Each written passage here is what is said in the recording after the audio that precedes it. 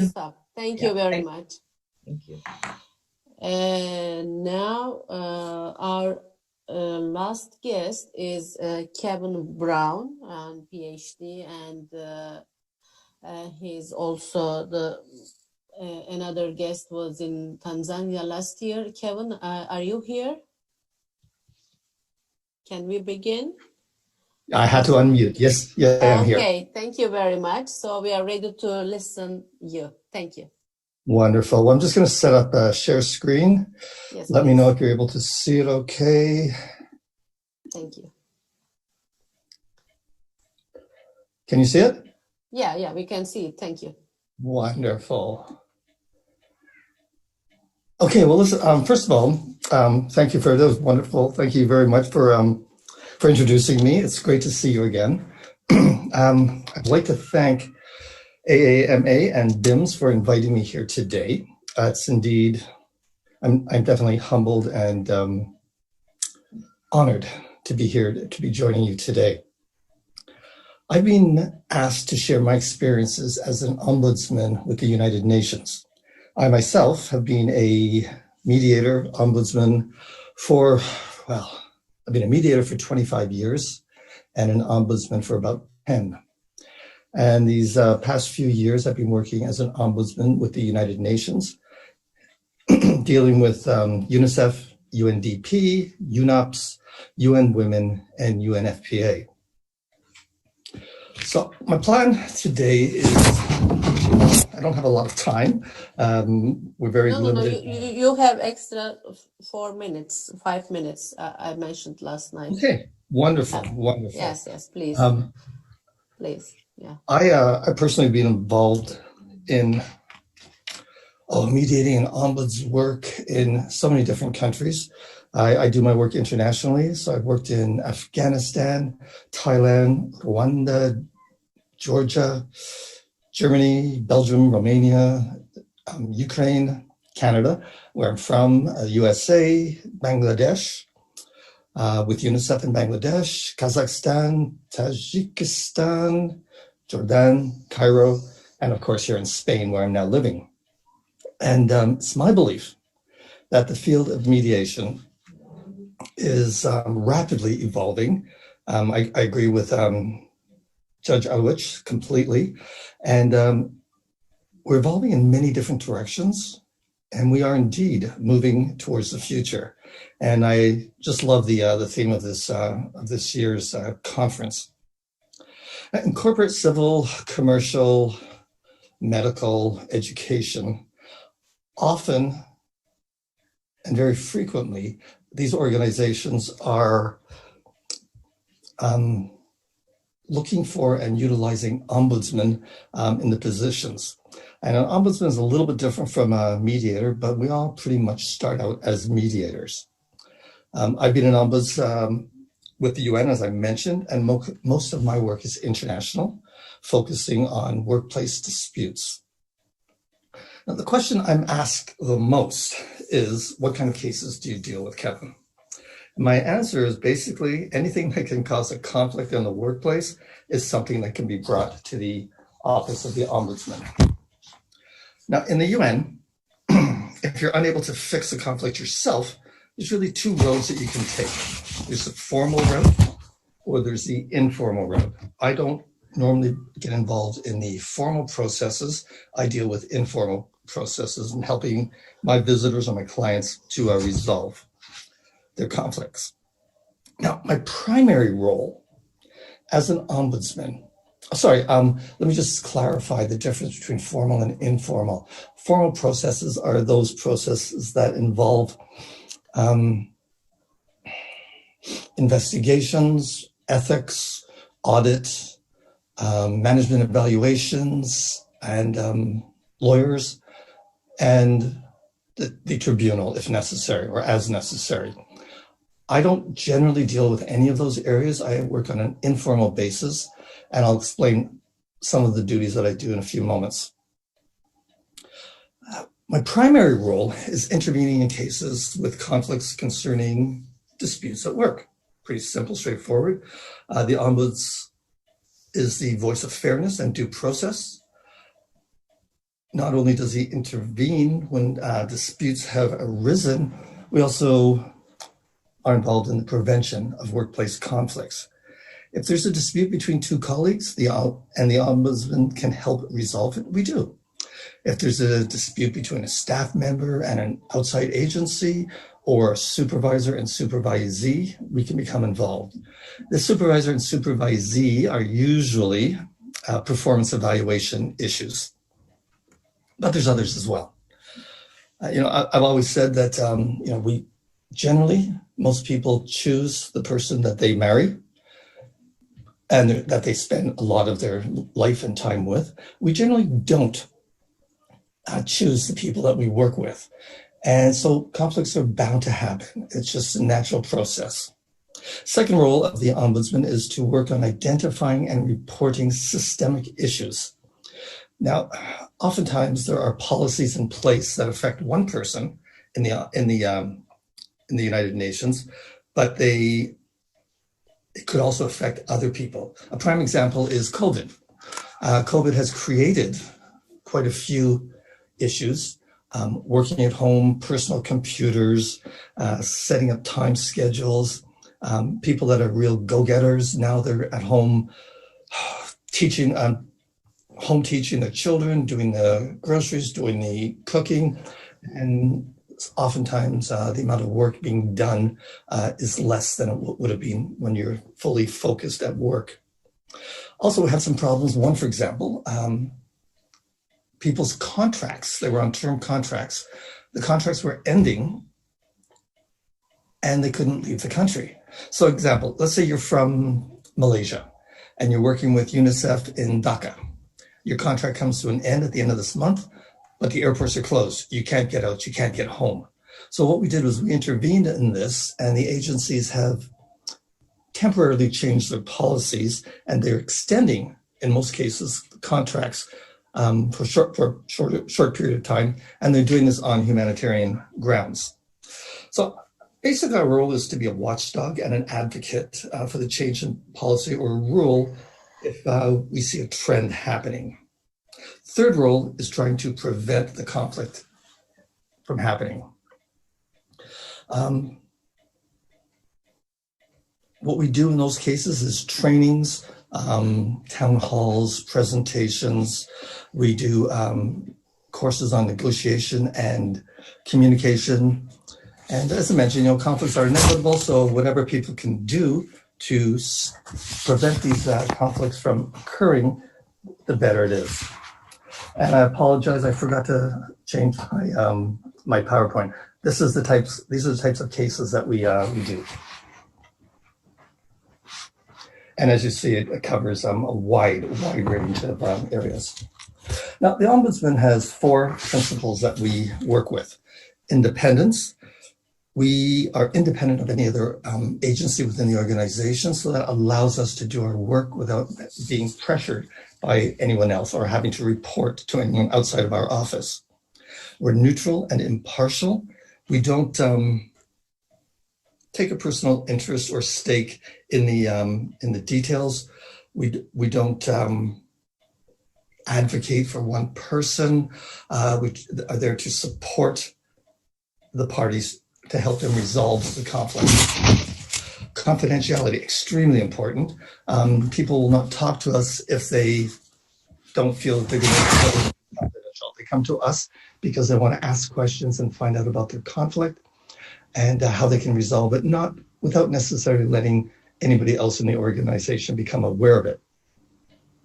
There's only 2 exceptions to confidentiality. The first exception is if there is imminent risk of serious harm to someone, and the second one is if somebody authorizes me to speak with somebody else. The informality I have already touched on. I don't do investigations, as I mentioned, but I can do fact-finding.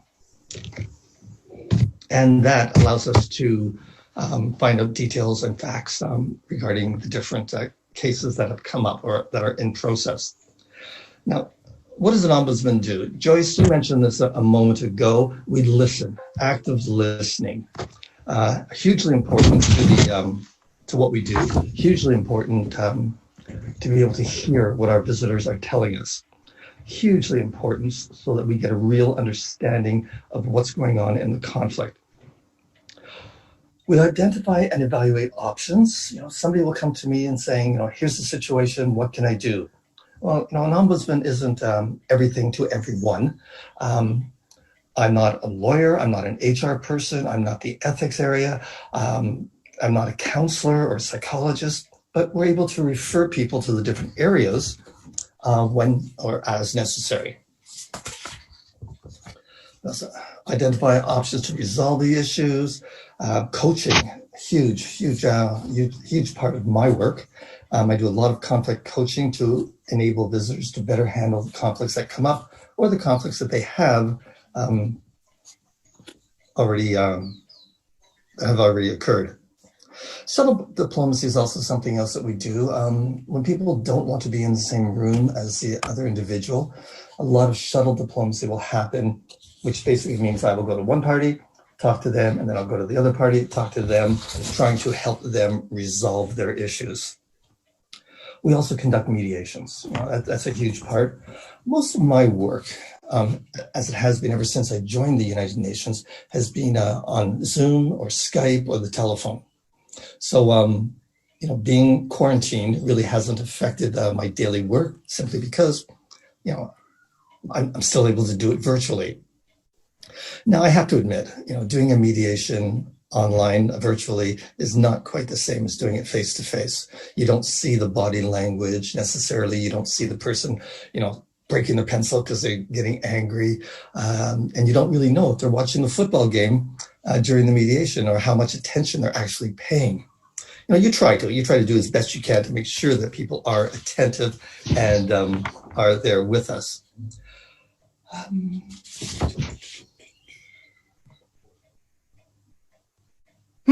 Key messages is blank. Interesting. There we go. Conflict is part of everyone's life.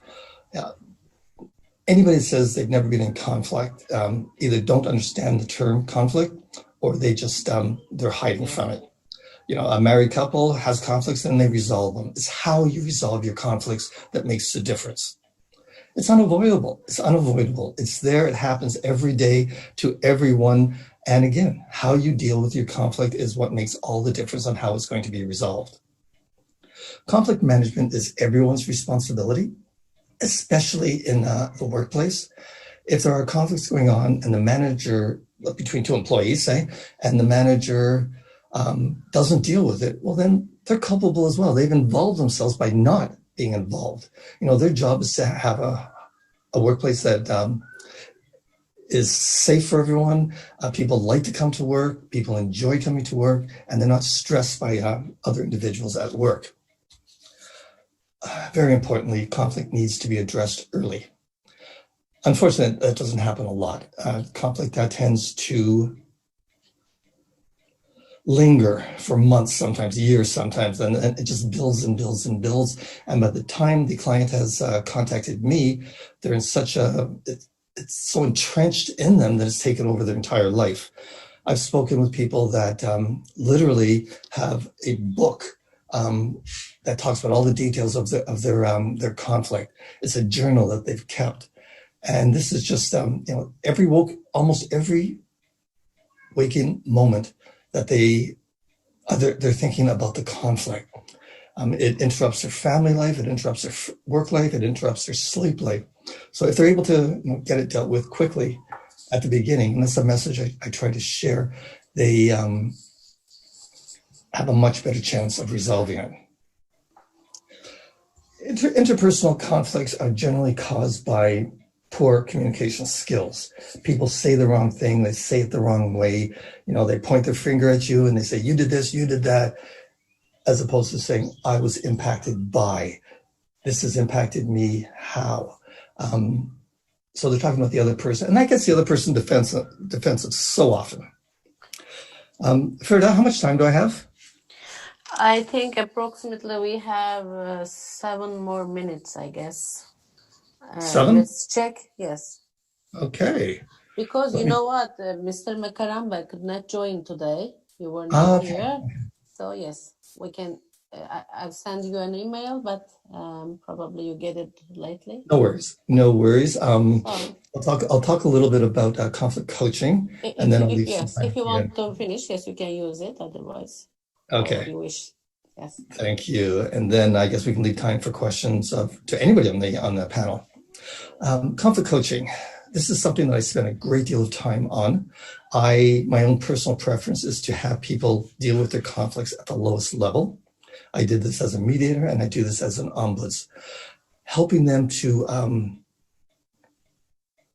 actualize what's been going on in their life, helping them to figure out ways to resolve the conflict that they're in and how to prevent conflicts from happening in the future. Now, when I meet somebody, the first and foremost thing that I do is I allow them to vent, allow them to talk about their conflict, allow them to talk my ear off, basically. My job is to just actively listen. Occasionally, I'll ask questions for clarification, or I will take notes and then ask questions once I feel that they're ready.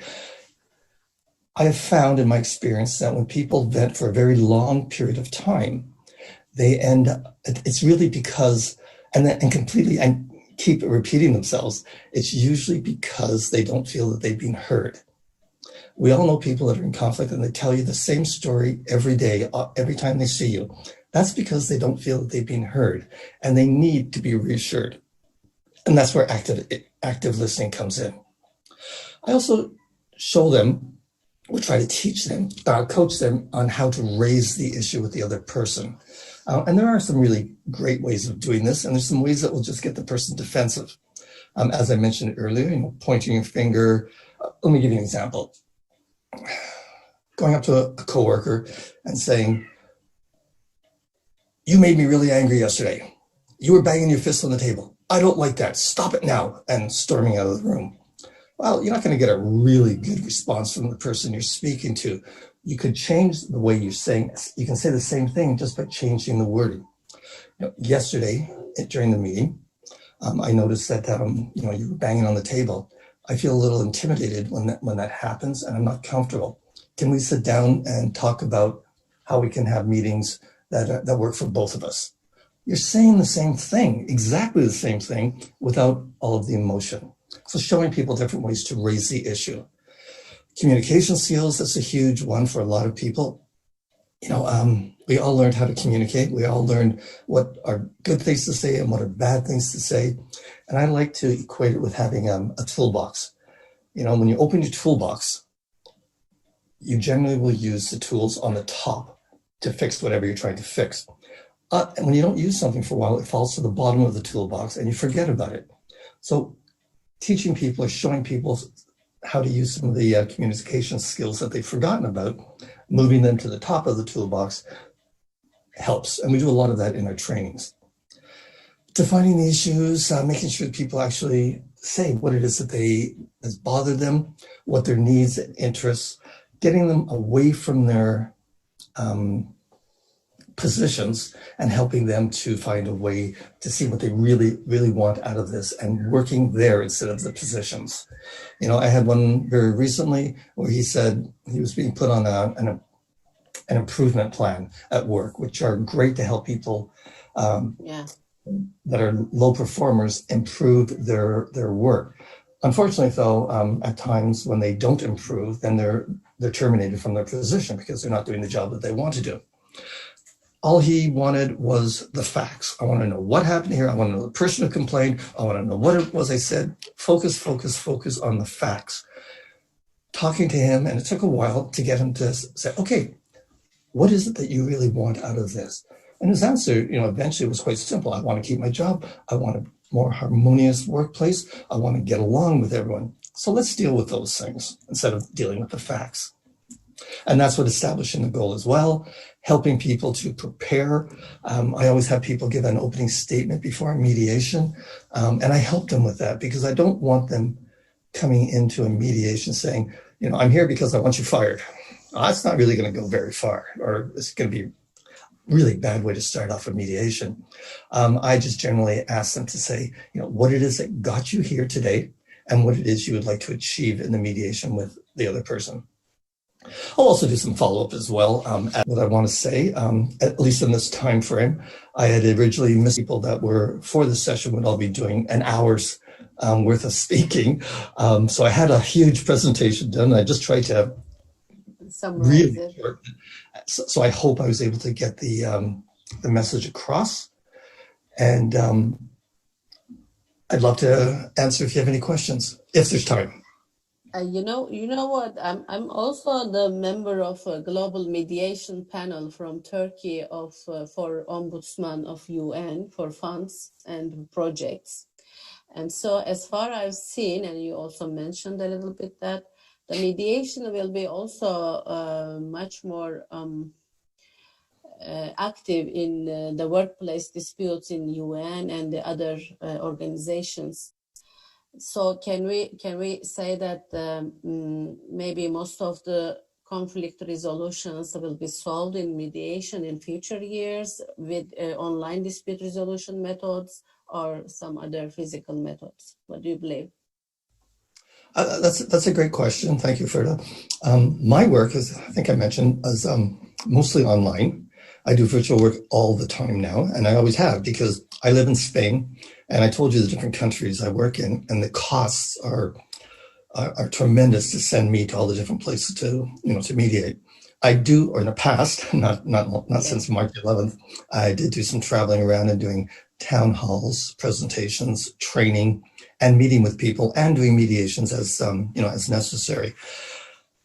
UNICEF, I think, is a great example right now. UNICEF has recently decided, they had a huge review on the organization. They decided that mediation was the way to go. They're spending quite a bit of money to get this program, a specific program in place. We at the Office of the Ombudsman, we're in the process of hiring 100 on-call mediators from all around the world in the hopes or the anticipation that we will have people on the ground in the area when the need is. So we recognize the advantages of having in-person mediation over virtual. We will do the virtual, certainly, but we see that the in-person, there are many advantages to that. Okay. Do you have any other questions? I'm now asking the other guests before completing our session. Do you have any questions to each of you? Okay, yes. I see that. Yeah, yes, please. Yes, please, sister. I just want to ask Kevin. His first point was on conflict coaching. His first point was vent.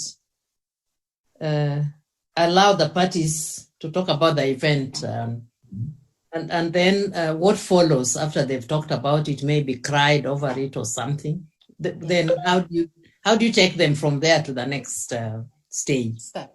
Mm-hmm. Yeah, that's an excellent question, Joyce. Thank you. And there's no real one answer to that because every situation is different. But it's called shifting. At least that's what I call it. When you have when somebody is focused on the past, focused on the anger, focused on the conflict, shifting them into the future.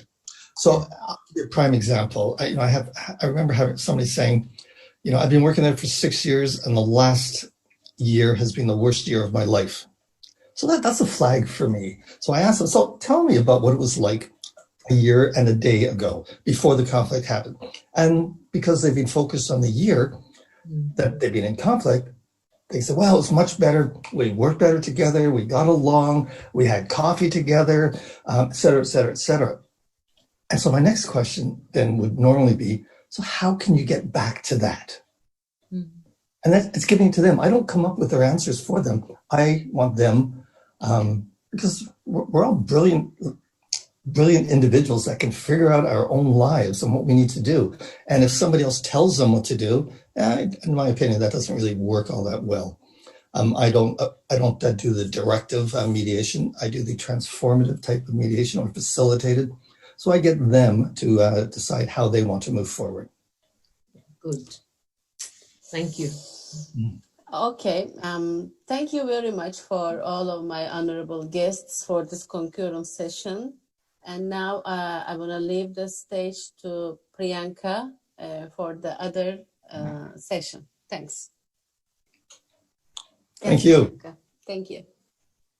Thank you so much for that. And thanks a lot, Kevin, Auntie Justice, and, for having, and Manisha ma'am, also Justice Kudus for having such